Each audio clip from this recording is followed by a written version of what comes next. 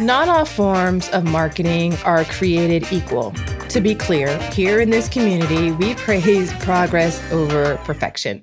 I am also here to give you the insights and knowledge you need so you can deliver better customer experiences so that you can convert more of the people you want to serve and ensure that more of them thrive when interacting with your brand, products, and services.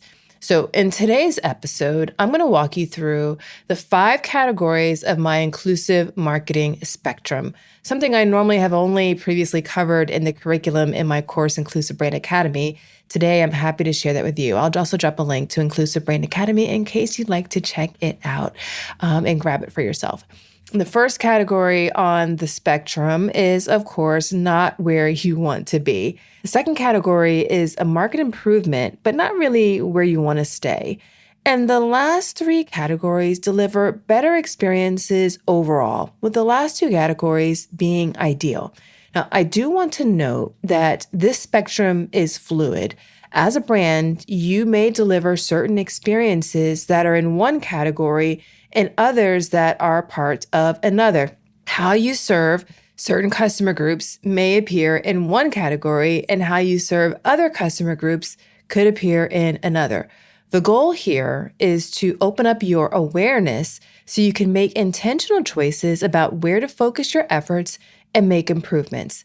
The inclusivity spectrum is one of the markers I use as a part of the evaluations I do for my inclusive marketing audits for brands. So if you're interested in having one done for your brand, let me know. I'll drop a link to that in the show notes so you can get more details. All right, after this short break, we'll get into the first categories of my inclusive marketing spectrum. Did you know that most businesses only use 20% of their data? That's like reading a book with most of the pages torn out, or paying for a coffee that's just 1/5 full. Point is, you miss a lot unless you use HubSpot. Their customer platform gives you access to the data you need to grow your business. The insights trapped in emails, call logs, and transcripts, all that unstructured data that makes all the difference. Because when you know more, you grow more. And when you get a full cup of coffee, you can do more too. But I digress.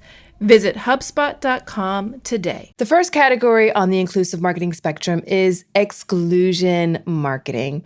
Now, there's really not a ton to say about this one. Just know that it is rampant. This is when companies don't take into consideration the fact that consumers have differences, and thus they don't accommodate those differences in any way. They cater to the mainstream and only the mainstream. Now, this choice doesn't mean that there is ill intent on behalf of the marketers and business leaders, but the impact on people with differences from underrepresented and underserved communities is real. Brands that exclude will soon learn that it's costing them customers and revenue.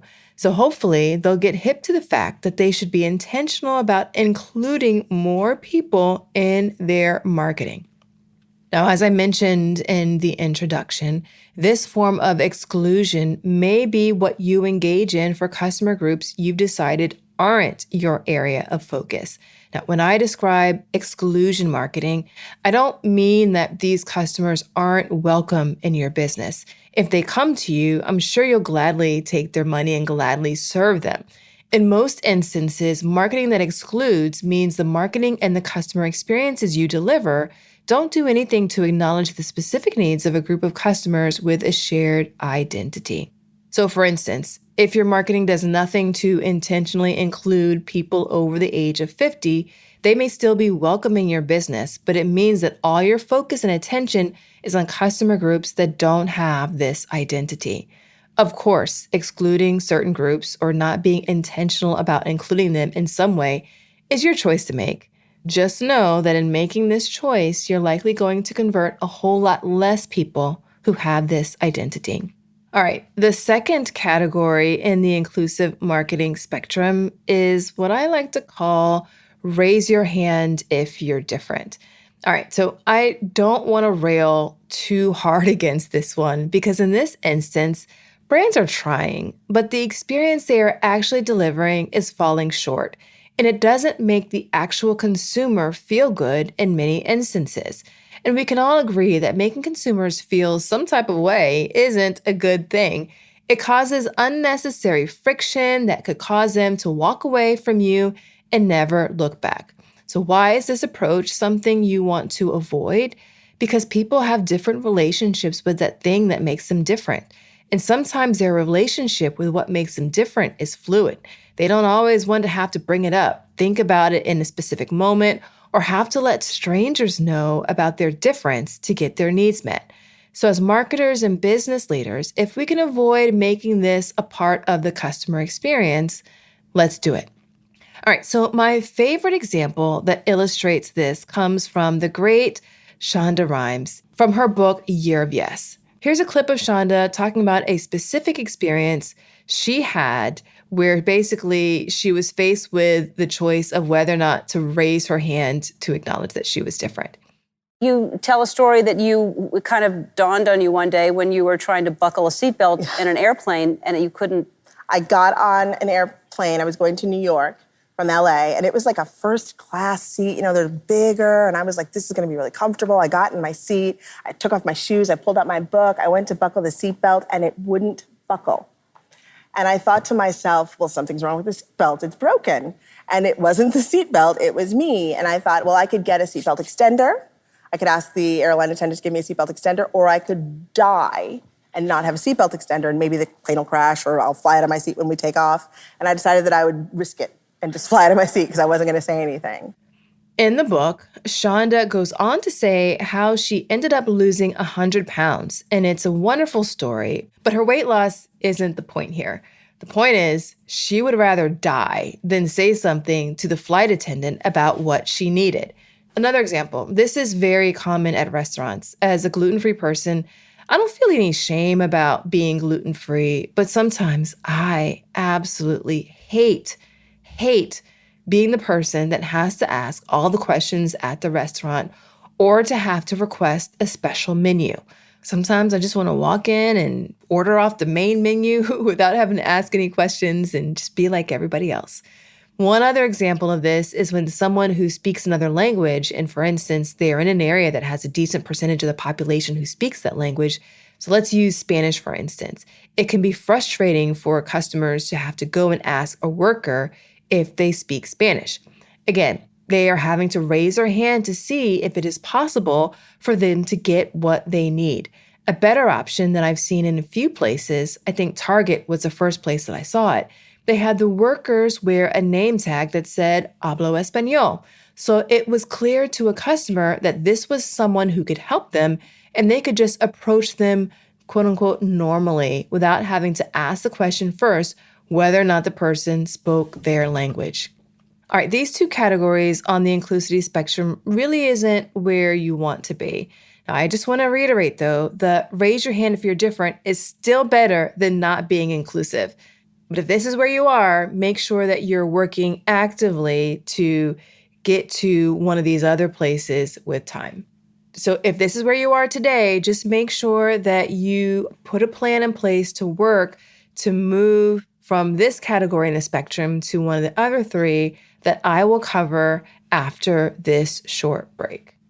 Okay, I've got another podcast recommendation for you. It's Augmenters, hosted by Julie Meyer and Jimmy Edgerton, and it's brought to you by the HubSpot Podcast Network, the audio destination for business professionals. So on this show, Julie and Jimmy dive into mentoring and explore ways to augment and refresh the mentoring environment. They're using 8 core principles that weave relevant spirit guides and diverse guests, and Julie and Jimmy use a lot of humor and practical tips to help mentors and mentees get further, faster together. There's so many great episodes to tune into for this show, but one that you might find especially interesting is their latest episode, number 120, Mentoring Across Gender, Men as Allies and Mentors. Listen to Augmenters wherever you get your podcasts. All right, so the next 3 options that I'm going to cover are much better places to be on the inclusivity spectrum.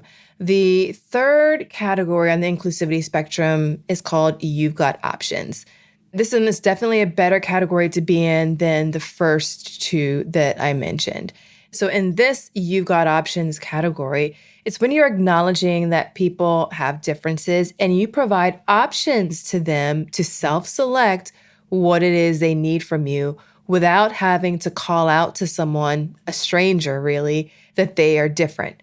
For example, at Sprinkles Bakery, which I love, they've got a full range of cupcakes. Most of those cupcakes are not gluten-free. They have 2 gluten-free cupcakes, red velvet, obviously, which is really the only one that I care about. They've got a vegan cupcake and they've got a sugar-free cupcake. They cater to people with these dietary restrictions by providing them with some options. Those options are limited, but they are options. Those options are clearly labeled, so the customer just has to tell the employee which cupcake they want, and off they go. Walmart recently introduced sensory-friendly hours from 8 a.m. to 10 a.m. every morning for their stores in the U.S. and Puerto Rico. They do this for their shoppers who have sensory processing disorder, which is common among people with autism, ADHD, PTSD, and dyslexia. Now, that would be an example of a retailer offering the options that accommodate people whose needs are different from others.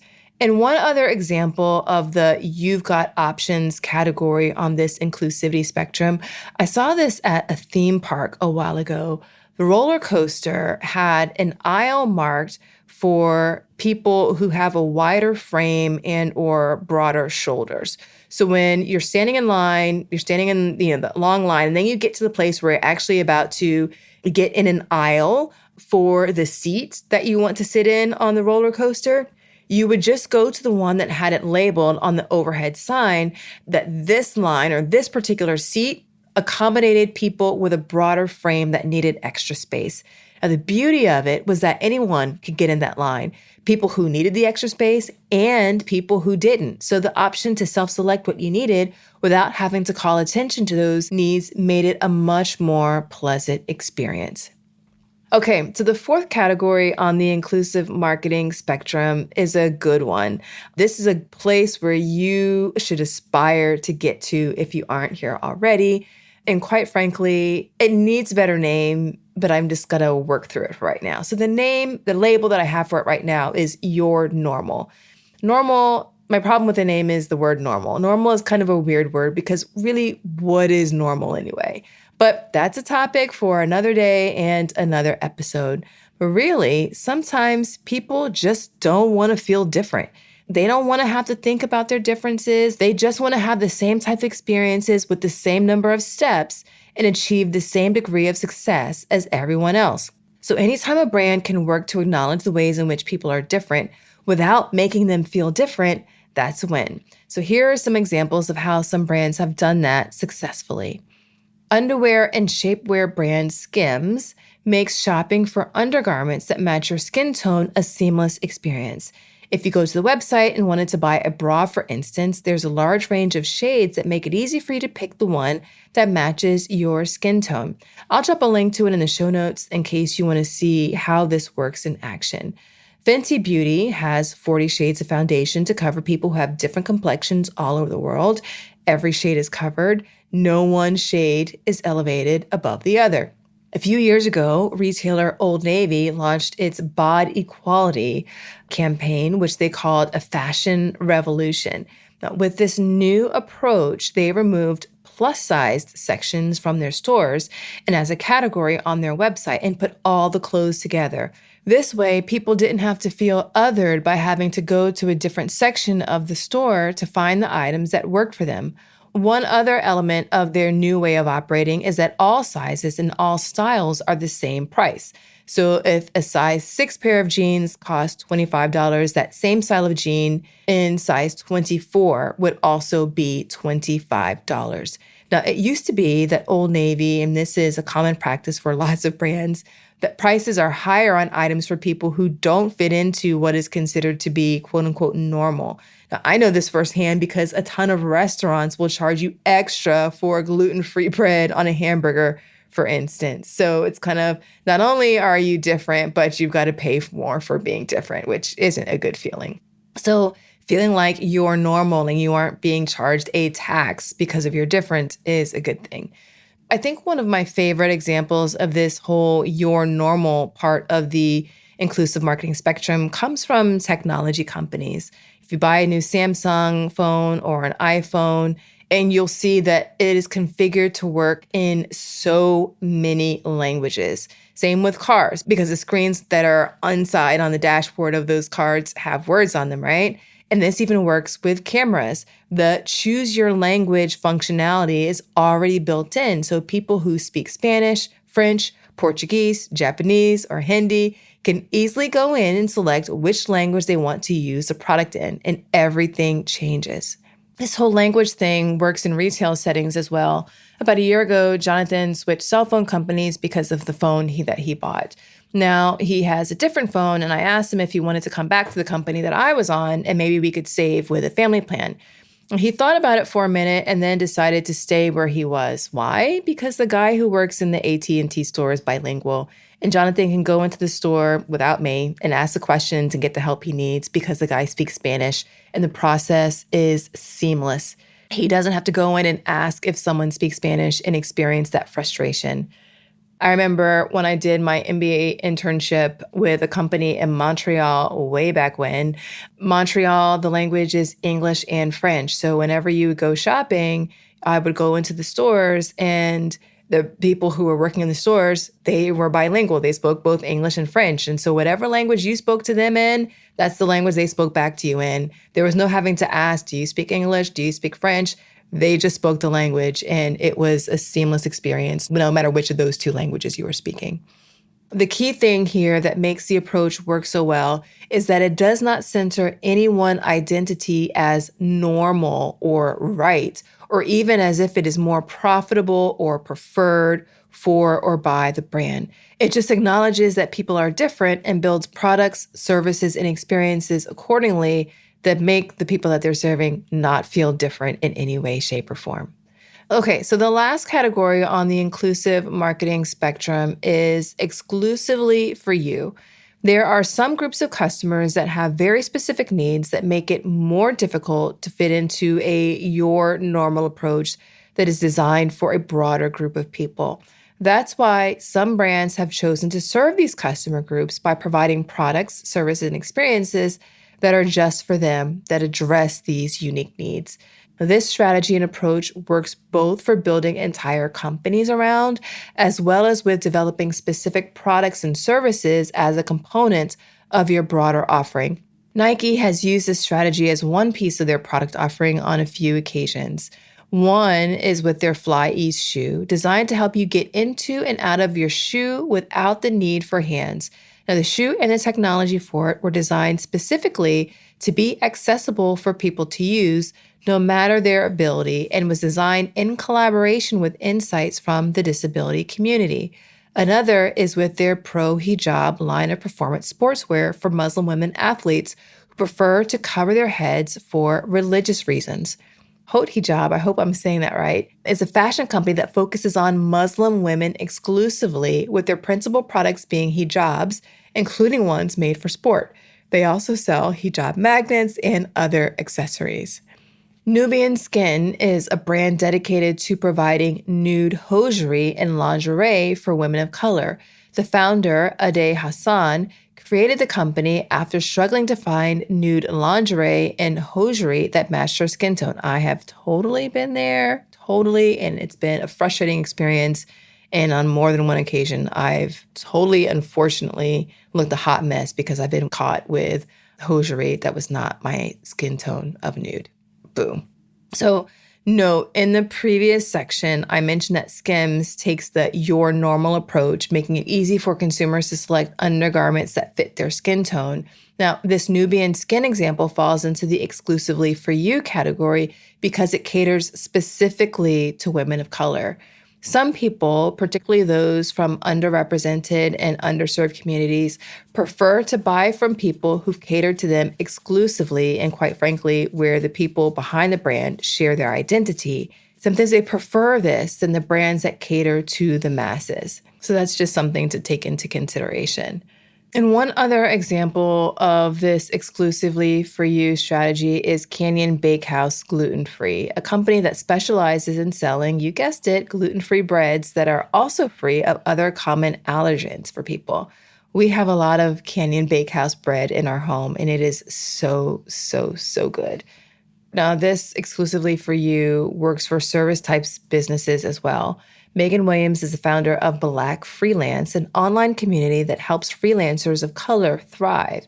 She told me that early on in her own freelance career, she saw the same questions popping up over and over again that were specific to people of color. As a result, mainstream outlets serving freelancers didn't cover those topics. Black Freelance filled that void. And then you also have Shapes and Curves Fitness. These are both gyms that are for women only. So there's a lot of examples of this particular category on the inclusive marketing spectrum to be found out in the wild. So there you have it. Those are the categories on my inclusive marketing spectrum.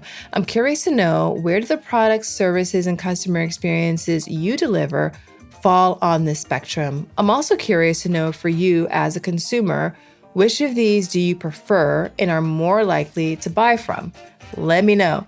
Shoot me a DM, shoot me an email. Let's chat. Let's have a conversation on social. I want to hear your thoughts and your experiences.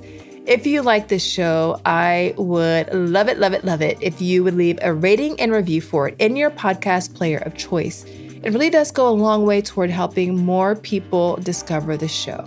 Also, are you getting the Inclusion in Marketing newsletter? Each week, I send stories, news, insights, and other goodies to give you what you need to attract and retain a bigger and more diverse customer base. Go to inclusioninmarketing.com/newsletter to get signed up. I'll also drop a link to it in the show notes for you.